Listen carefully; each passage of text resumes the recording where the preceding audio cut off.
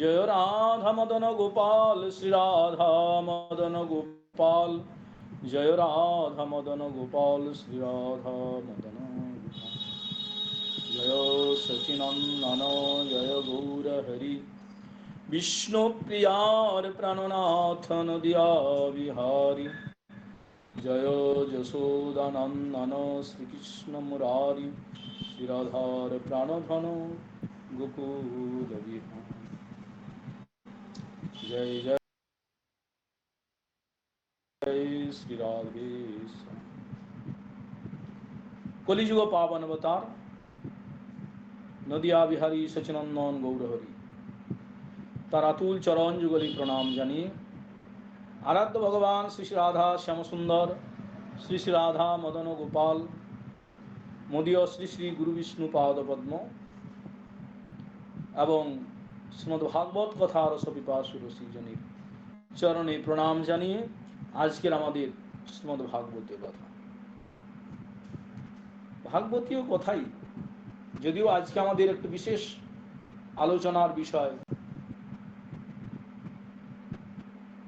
নীলাচল নাথ প্রভু জগন্নাথ দেবীর শুভ রথযাত্রা সেই রথযাত্রা সম্পর্কে শ্রী শ্রী চৈতন্য চরিতামৃতে কবিরাজ গোস্বামীপাদ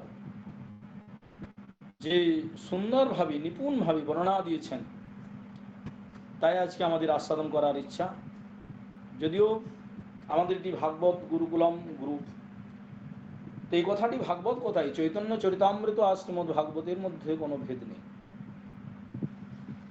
বরং চৈতন্য চরিতামৃত কঠিন কিন্তু রসশাস্ত্র নেই এমন কোনো কথা এখানে নেই চৈতন্য চন্দ্রোদয় নাটক থেকে আরম্ভ করে লঘু ভাগবতামৃত থেকে আরম্ভ করে উজ্জ্বল নীলমণি থেকে সমস্ত শাস্ত্রের দৃষ্টান্ত এখানে উদ্ধৃত করেছেন শ্রীল কবিরাজ গোস্বামীপাদ তো রথযাত্রার আক্ষিক তাৎপর্য হচ্ছে এই যে আমাদের জীবন এই দেহটাই একটা রথ এই যে আমাদের রথ দেহরূপ যে রথ তার যে একটা যাত্রা যেমন জগন্নাথ দেবের রথযাত্রা সে রথ গিয়ে কোথায় মিশেছেন না গুন্ডিচা মন্দিরে তেমনি আমাদের এই দেহরূপ রথটা গিয়ে মিলিত হয়েছে কোথায় না ভগবানের ভজনা করতে করতে ভগবত চরণ পাদপদ্মে অর্থাৎ গোকুলে গো শব্দের অর্থ আমরা আগের দিন শুনেছি গো মানে গমন গো মানে গাভী গো মানে গায়ত্রী তা গো মানে হচ্ছে গমন করা অর্থাৎ আমাদের এই যে চলার গতিটা যেখানে কুল পেয়ে যায় যেখানে পৌঁছে গেলে আর যেতে হয় না সেই জায়গাটার নাম হচ্ছে গোকুল চলার গতিটা যেখানে স্তব্ধ হয়ে যায় তখন আর যাওয়ার প্রয়োজন থাকে না সব প্রাপ্তি ঘটে যায় ভগবত প্রাপ্তি ঘটে যায় গোকুলে তাই সেই দেহরূপ রথ তার যাত্রা আমাদের জন্ম জন্মান্তর ধরে চলেছে 84 লক্ষ জনী জলজানবলক্ষানি স্থাবরা বিংশ লক্ষতি দ্বিজারুদ্র শঙ্খানি দশলক্ষানি পক্ষিন স্থাবরাত্রিং প্রসবাত্রিংশ লক্ষানি চতুর্লক্ষানি বানরা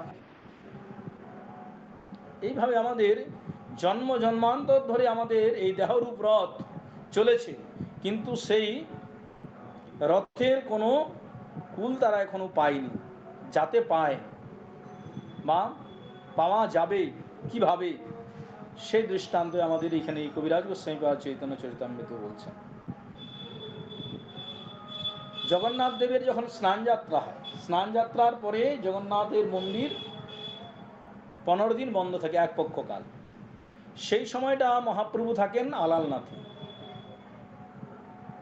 আবার যখন জগন্নাথ মন্দিরের দরজা খুলে যায় তখন মহাপ্রভু আবার পুরীতে ফিরে আসেন এই মহাপ্রভু যখন পুরীতে ফিরে আসেন তখন গৌড়ীয় ভক্তরা সব এই গৌড় দেশ থেকে সমস্ত ভক্তরা গিয়ে সেখানে উপস্থিত হয় তো চৈতন্য চরিতামৃতের মধ্যলীলা একাদশ পরিচ্ছেদে একাদশ, দ্বাদশ, ত্রয়োদশ আর চতুর্দশ, এই 4টি অধ্যায়ে মহাপ্রভুর উড়িয়া গৌড়িয়া মিলন, গুন্ডিচা মার্জন এবং রথযাত্রা, এবং রথযাত্রার পরে যে লক্ষ্মী বিজয় সেই পর্যন্ত বর্ণনা করেছেন কবিরাজ গোস্বামী। তাই মহাপ্রভুর কৃপা পাওয়ার জন্য তৎকালীন রাজা প্রতাপরুদ্র তিনি খুব উৎকণ্ঠিত ছিলেন মহাপ্রভুর দর্শন কিভাবে পাওয়া যাবে। কিন্তু মহাপ্রভুর কি ছিল যে মহাপ্রভু তিনি কখনো রাজ দর্শন করবেন না। সেই জন্য কি করলেন না, একদিন সার্বভৌম ভট্টাচার্য কাছে রাজা প্রতাপরুদ্র বললেন যে কিভাবে প্রভুর দর্শন আমি পাব।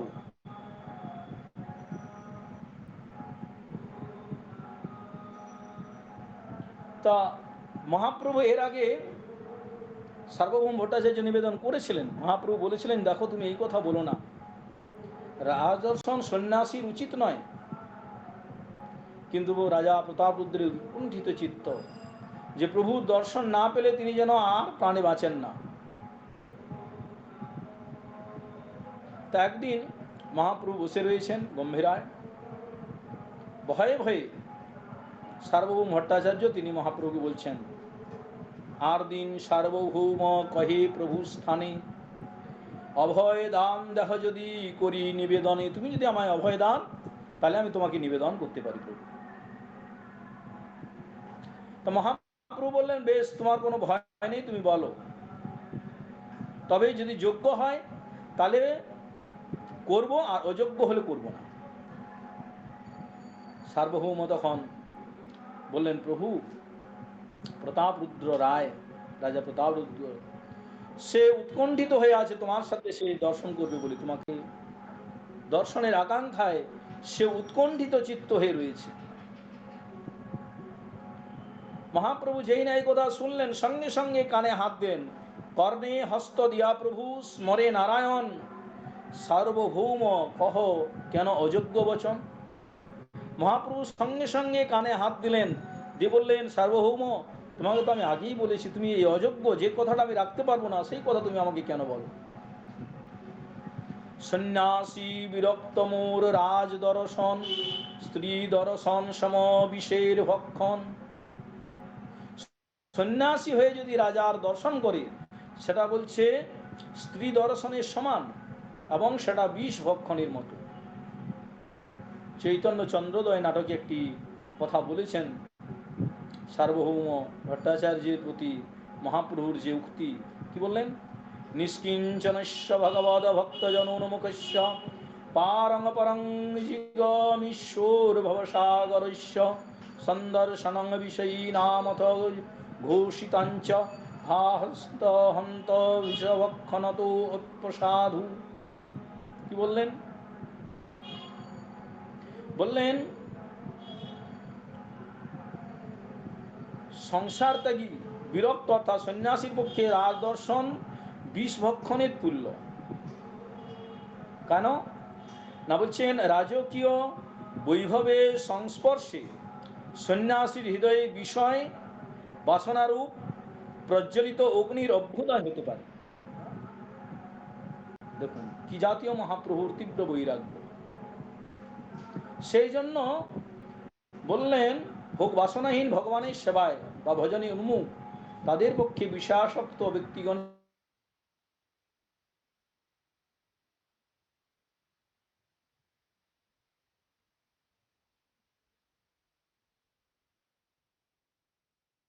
এই কথাটা ভুল নয়, তোমার কথাটা ঠিক, কিন্তু রাজা তো হলেও সে তো জগন্নাথের সেবক, সে তো ভক্তের উত্তম। সার্বভৌম কহে সত্য তোমার বচন, জগন্নাথ সেবক রাজা কিন্তু ভক্তোত্তম। সে তো জগন্নাথের সেবক, জগন্নাথের সেবা করছে। মহাপ্রভু তথাপি বললেন সার্বভৌম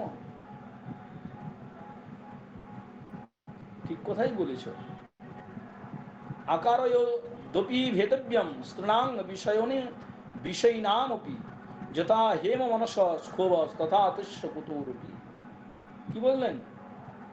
বললেন যেরূপ সর্পের ন্যায় তাহার কৃত্রিম আকৃতি দেখলেও মনে ভয় জন্মে। এখন দেখবেন বেরিয়েছে অনেক রকম ফাইবার বা প্লাস্টিকের সাপের মতো দেখতে, কিন্তু হঠাৎ যে দেখলে মনে হবে সাপে, কিন্তু সেটা সাপ নয়, সেটা সাপের মতো দেখতে। সেই রকম বললেন কৃত্রিম আকৃতি দেখলেও মনে ভয় জন্মে, সেইরূপ স্ত্রীলোক এবং বিষয়ী কৃত্রিম আকার দেখলেও ভক্তির অজুহাতে নিকটস্থ হলেও কিংবা তাহাদের কোনো প্রতিকৃতি দেখলেও কাম বসে বা বিষয় লোভে সন্ন্যাসীর মন ক্ষুভিত হতে পারে। কি শিক্ষা মহাপ্রভু!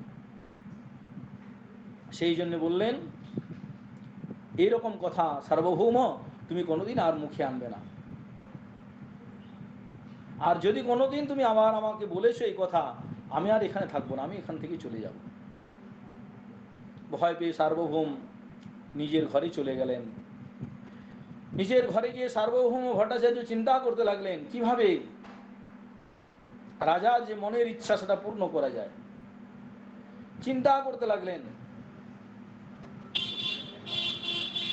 হেনকালে প্রতাপরুদ্র রাজা তিনি পুরুষোত্তম এলেন, অর্থাৎ পুরীতে আসলেন। পাত্রমিত্র সঙ্গে রাজা দর্শনে চলিলা। রামানন্দ রায় তিনি এলেন সঙ্গে। প্রথমে প্রভুরে সাথে দেখা করলেন। রায় প্রণাম করে প্রভু তাকে আলিঙ্গন দিলেন। দুইজনে প্রেমাবেশে ক্রন্দন করতে লাগলেন। রায় রামানন্দের সাথে তো মহাপ্রভুর অনেক কথা হয়েছে দক্ষিণ ভারতে, গোদাবরীর তীরে। কত গুহ্য কথা, কত গোপন কথা, কত মরমের ব্যথা মহাপ্রভু নিভৃতি নিরালায় বসে রায় রামানন্দের সাথে হয়েছে। সে রায় যখন আসলেন দর্শন করতে, মহাপ্রভু প্রেমাবেশে তাকে আলিঙ্গন করলেন, ক্রন্দন করতে লাগলেন। রায়ের সঙ্গে প্রভুর এই অবস্থা দেখে, স্নেহ ব্যবহার দেখে সর্বভক্তগণ চমৎকৃত হয়ে গেলেন। রায় রামানন্দ তখন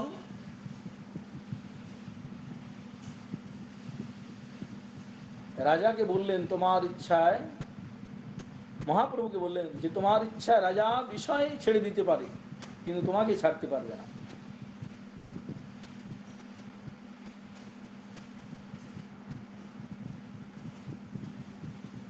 বললেন তোমার নাম শুনে রাজা আনন্দিত হয়েছে।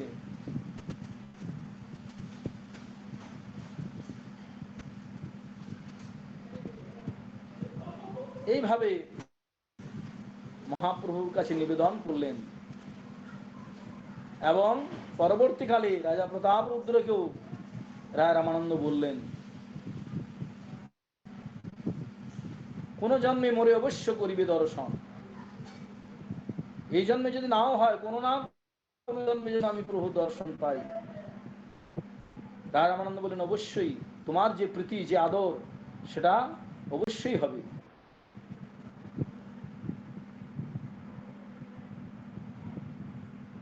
তোমাকে যে এত প্রীত হইল রাজা, এই গুণে কৃষ্ণ তারে করিবে অঙ্গীকার।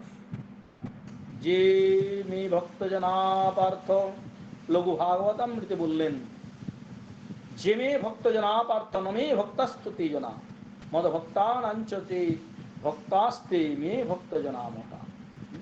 অর্থাৎ বললেন যে হে পার্থ, অর্জুনের উদ্দেশ্যে ভগবান শ্রীকৃষ্ণচন্দ্র বলেছিলেন যাহারা কেবল আমাতেই ভক্তি করে তারা আমার ভক্ত হইতে পারে, কিন্তু সে শ্রেষ্ঠ ভক্ত নয়। কি তাৎপর্যপূর্ণ কথা! যে বলছেন আমাকে ভক্তি করে সে আমার ভক্ত হতে পারে, কিন্তু সে শ্রেষ্ঠ ভক্ত নয়। যারা আমার ভক্তদের ভক্তি করে তারাই আমার ভক্তদের মধ্যে শ্রেষ্ঠতম। ভগবান শ্রীকৃষ্ণচন্দ্র অর্জুনকে বলেছিলেন। তাই শ্রীমদ্ ভাগবতে একাদশ স্কন্ধে ১৯ অধ্যায়ে ১বিংশ শ্লোকে বললেন উদ্ধবের প্রতি ভগবান শ্রীকৃষ্ণচন্দ্র ছিলেন কি আদর পরিচর্যায়াম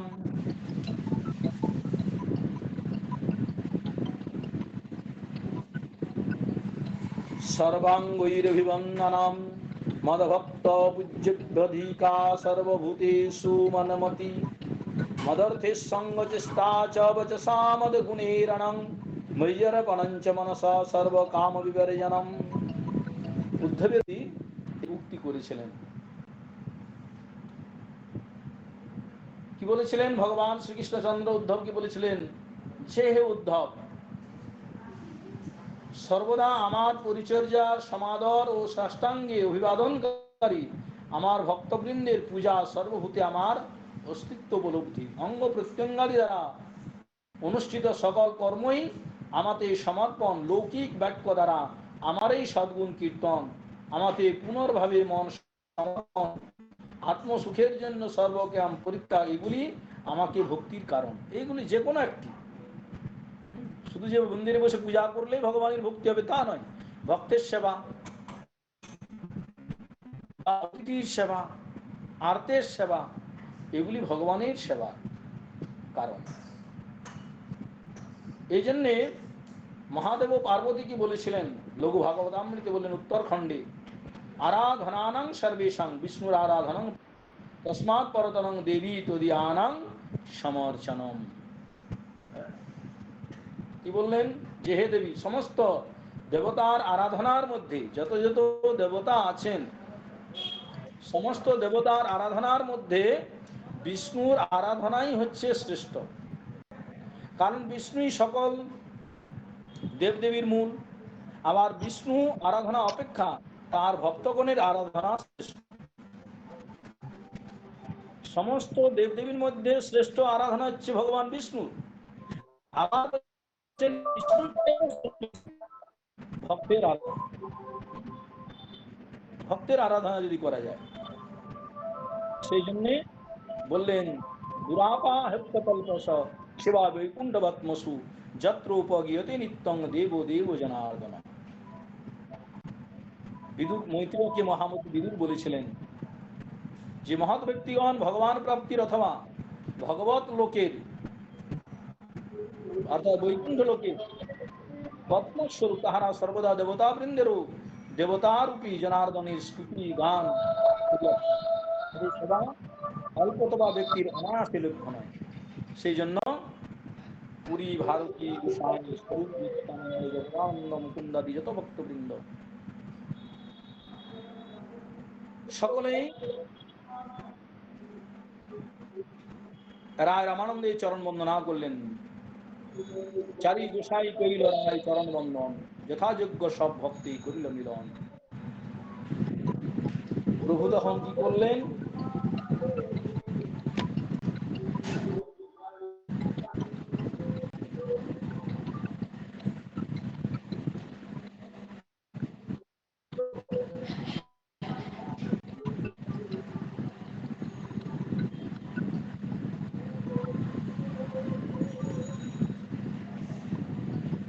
কেটে দেন।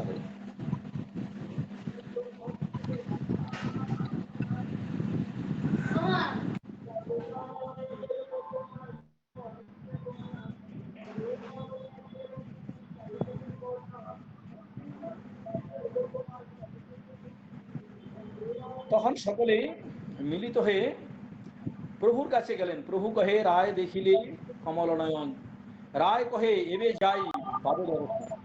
প্রভু কহে রায় তুমি কি কার্য করিলে, ঈশ্বর না দেখি কেনে আগে এথা এলে। সকলে আগে কি করলেন, মহাপ্রভুকে দর্শন করে তারপরে তারা জগন্নাথ দর্শনে যেতেন। কিন্তু প্রভু বলছেন যে জগন্নাথ দর্শন না করে তোমরা আগে এখানে কেন এলে। প্রভু রামানন্দ তখন বলছেন প্রভু এটা আমার কোনো দোষ নয়। রায় কহে চরণ রথ হৃদয় সারথি, আমার চরণরূপ রথ আর হৃদয় রূপ সারথি, যাহা লইয়া যায় তাহা যায় জীবরূপ, যেখানে নিয়ে যায় সেখানে যায়। আমি কি করব, আমার তো কিছু করার নেই। আমি কি করিব মনে ইহা লইয়া এলা, জগন্নাথ দর্শনে বিচার না কইলা। আমার মন এখানে তোমায় নিয়ে এসছে, আমি তো আসিনি, সেই জন্য আমার কোনো দোষ নেই। মহাপ্রভু তখন বললেন যাও শীঘ্র কর দর্শন, হইছে ঘর যাই করো, যাও তুমি ঘরে যাও এবং কুটুম্ব আত্মীয় স্বজনের সাথে তুমি মিলন করো, মিলিত হও। প্রভু আজ্ঞা পেয়ে রায় রামানন্দ তখন গেলেন জগন্নাথ দর্শনে এবং রায়ের প্রেম ভক্তি রীতি বুঝে কোন জনে ক্ষেত্রে আসি রাজা সার্বভৌমে বলাইল, সার্বভৌম নমস্করি তাহারে পুছিলা। রায় রামানন্দ তখন সার্বভৌম ভট্টাচার্যকে ডেকে পাঠালেন, ডেকে পাঠিয়ে তার সাথে মিলিত হলেন এবং মোর লাগি প্রভুপদে কইল নিবেদন, সার্বভৌম কহে কইনু অনেক যতন। সার্বভৌম ভট্টাচার্য অনেক করে রায় রামানন্দকে বোঝাতে লাগলেন যে আপনার কথা তো মহাপ্রভু শুনবেন, আপনি কৃপা করে যদি একটু বলে এই রাজার সাথে একটু দর্শন করে দিতে পারেন মহাপ্রভু।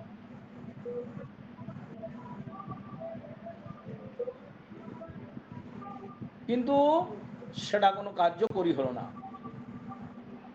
রায় রামানন্দ বললেন যে দেখো আমি যদি বিশেষ করে বলি তাহলে প্রভু কি করবেন, এখান ছেড়ে চলে যাবেন, ক্ষেত্র ছাড়িবেন কোনো যদি করি নিবেদন। শুনে রাজার মনে দুঃখ হলো, দুঃখ করে রাজা চিন্তা করতে লাগলেন এবং দুঃখ করে দৈন্য করে বলছেন যে পাপিনী যুদ্ধারিতে তার অবতার জগাই মাধাই করিয়াছেন উদ্ধার, জগাই মাধাই মতন পাপীকে প্রভু উদ্ধার করেছেন, আমি কি তাদের চাইতেও নিকৃষ্ট? প্রতাপ রুদ্র ছাড়ি করিব জগৎ নিস্তার, এই প্রতিজ্ঞা করিয়াছেন অবতার, সেই জন্য কি মহাপ্রভু অবতার হয়ে এসেছেন যে জগাই মাধাইকে উদ্ধার করবেন, অথচ প্রতাপ রুদ্রকে তিনি উদ্ধার করবেন না।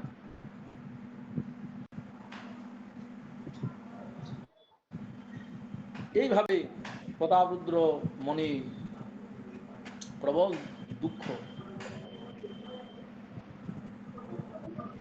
এমন দুঃখ সে বলছেন যদি প্রভু দর্শন না হয় তাহলে আমি এই রাজ কার্য আর করব না। হ্যাঁ, যদি সেই মহাপ্রভু না পাই কৃপাধন কিবা রাজ্য কিবা দেহ, সব অকারণ, এগুলো আমার কাছে অকারণ। সার্বভৌম ভট্টাচার্য চিন্তিত হয়ে গেলেন। রাজার অনুরাগ দেখে, মহাপ্রভুর প্রতি যে অনুরাগ দেখে তিনি বিস্মিত হয়ে গেলেন।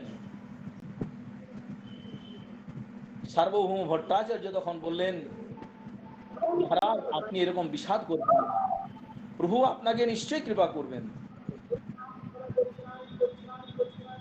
কিভাবে করবেন? তখন বলে দিলেন একটা সময় আসবে, তখন রথযাত্রার দিনে প্রভু সব ভক্ত লইয়া রথযাত্রা নৃত্য করিবেন কেনাষ্ট। মহাপ্রভু রথযাত্রা আসছে সামনে, সে রথযাত্রার সময় মহাপ্রভু ওই রথের আগে প্রেমাবেশে নৃত্য করবেন এবং পরিশ্রান্ত হয়ে যখন পুষ্পদানে প্রভু বিশ্রাম করবেন, তুমি তখন রাজবেশ ছেড়ে তুমি ছদ্মবেশ ধারণ করে তুমি মহাপ্রভুকে রাস পঞ্চধ্যায়ী পাঠ করে শোনাবে, তখন মহাপ্রভু তোমাকে কৃপা করবে। এইভাবে যখন সার্বভৌম ভট্টাচার্য এবং রায় রামানন্দ তারা রাজা প্রতাপ রূপবতী বললেন, তখন রাজার মনে একটু সন্তোষ হলো।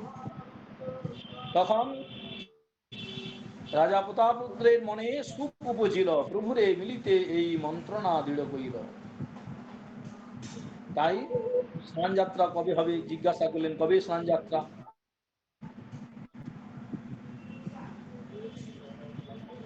ভট্ট কহে 3 দিন আছে, আর মাত্র 3 দিন আছে, তারপরে স্নান যাত্রা হবে।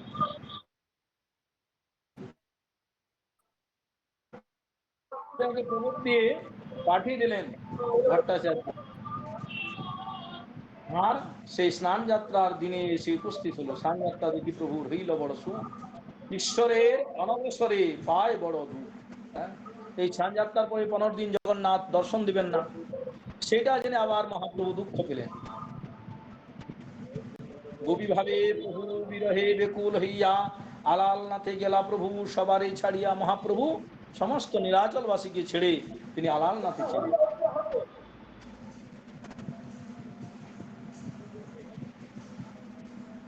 তারপরে প্রভু যখন আসলেন আলালনাথ থেকে, সার্বভৌম ভট্টাচার্য তিনি নীলাচলে মহাপ্রভুকে নিয়ে আসলেন। আর এদিকে সমস্ত গৌড়িয়া ভক্তগণ তারা গিয়েছেন নীলাচলে, গৌড় হইতে ভক্ত এসে কইল নিবেদন।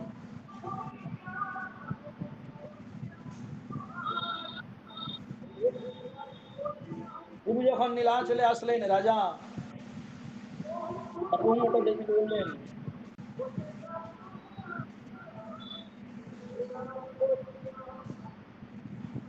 যে তুমি চিন্তা করো না, মহাপ্রভু নীলাচলে এসেছেন, তুমি কৃপা পাবে।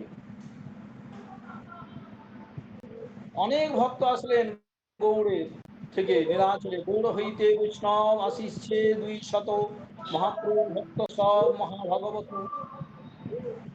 নরেন্দ্র আসিয়া সবে হইলা বিদ্যমান, তাহা সবারে চাহি বাসা প্রসাদ সমাধান। যখন নীলাচলে আসলেন, সার্বভৌম ভট্টাচার্য রায় রামানন্দ রাজাকে বললেন যে মহাপ্রভুর ভক্তরা সব নীলাচলে এসেছে প্রভু দর্শনে করার জন্য। ভগবত সেবা, ভক্ত সেবা,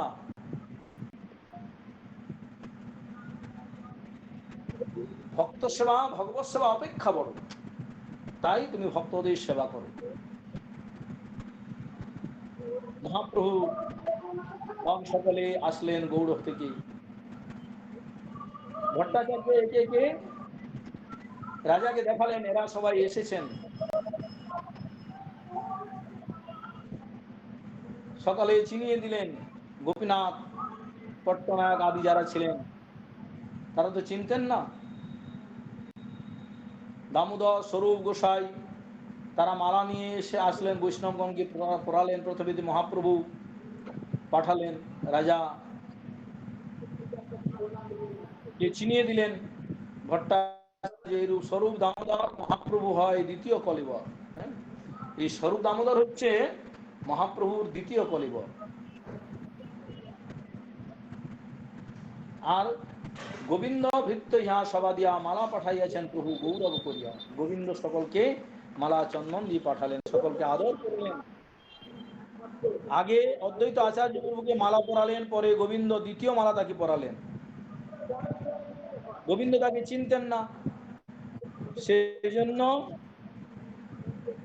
দামোদর, স্বরূপ দামোদর তাকে চিনিয়ে দিলেন, বললেন এর নাম গোবিন্দ, ঈশ্বরপুরীর সেবক ছিলেন, এখন সে মহাপ্রভুর সেবা করে। এইভাবে সকলের সাথে পরিচয় করে দিলেন মহাপ্রভু। অদ্বৈত আচার্য শ্রী নিত্যানন্দ প্রভু, শ্রীবাস পণ্ডিত, বক্রেশ্বর বিদ্যানিধি, গদাধর পণ্ডিত, পুরন্দর আচার্য, গঙ্গাধর পণ্ডিত, শঙ্কর পণ্ডিত, মুরারি গুপ্ত, নারায়ণ পণ্ডিত, হরিদাস ঠাকুর, একে একে নৃসিংহানন্দ, বাসুদেব দত্ত, শিবানন্দ সেন, গোবিন্দ মাধব, বাসুদেব, এরা 3 ভাই, এদের সকলে পরিচয় দিলেন। শ্রীমান পণ্ডিত, শ্রীকান্ত নারায়ণ, শুক্লাম্বর চক্রবর্তী, শ্রীধর, বিজয়, বল্লভ সেন, পুরুষোত্তম, সঞ্জয়, কুলীন গ্রামবাসী, সত্যরাজ খান, রামানন্দ আদি সব, মুকুন্দ দাস, নরহরি, রঘুনন্দন, খণ্ডবাসী, চিরঞ্জীব, সুলোচন, কত কথা বলবো বলছেন। চৈতন্যের গণ, চৈতন্য জীবন এরা। রাজার এই সকলকে দেখে চমৎকার হয়ে গেল যে এরা সব প্রভুর গণ, এবং তাদের যে অঙ্গকান্তি, বৈষ্ণবের রইছে তেজ নাহি দেখি আর। রাজা কহে দেখি মোর হইল চমৎকার, বৈষ্ণবের রইছে তেজ দেখি নাই। তাদের তেজ কিরকম না, বলছেন কোটি সূর্য সম উজ্জ্বল বরণ, কবু নাই শুনি এই মধুর কীর্তন।